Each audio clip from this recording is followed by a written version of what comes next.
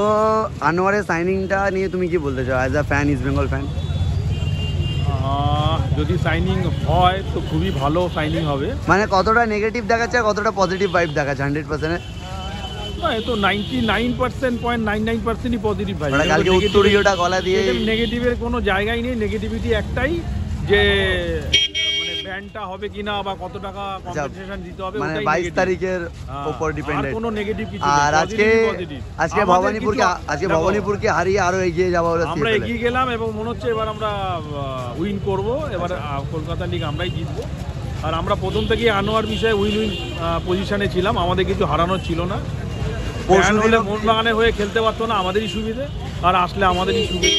তো আমরা সবসময় উইন পজিশনে ছিলাম, লাস্টে আমরা উইনই করলাম। এখন নেগেটিভ বলতে যেটা রাখলাম সেটা কত টাকার ব্যান হয় বা মানে ওই মজুরিটা যে ফিসটা হবে না, কত দিতে হয় বা কত দিনের প্লেয়ারের ব্যান হয় সেটা দেখার, এটাই নেগেটিভ। আর পুরোটাই পজিটিভ। এবং আমরা দেখিয়ে দিলাম যে এই দল কোনোদিন কারোর ধার বাকি রাখে না। যেই বাকিটা ছিল সেটা আমরা ধার পূরণ করে দিলাম, আগামী দিনেও দেবো। যা যা বাকি আছে সব পূরণ করে দেবো, কোনো অসুবিধে নেই। ওখান থেকে বড় বড় যাই ভাষণ দিক, আমরা এনওসি দেবো না, এই দেবো না, সেই দেবো না, ও দেবে না, ধার ধাক্কা দিয়ে এনওসি দেওয়া হবে। সেটাই দেওয়া হলো। অতএব ওই পজিশনে বসে উল্টোপাল্টা কথা বলা উচিত না। উনি যা কথা বলেন ওই পজিশনে ওই সব কথা মানায় না।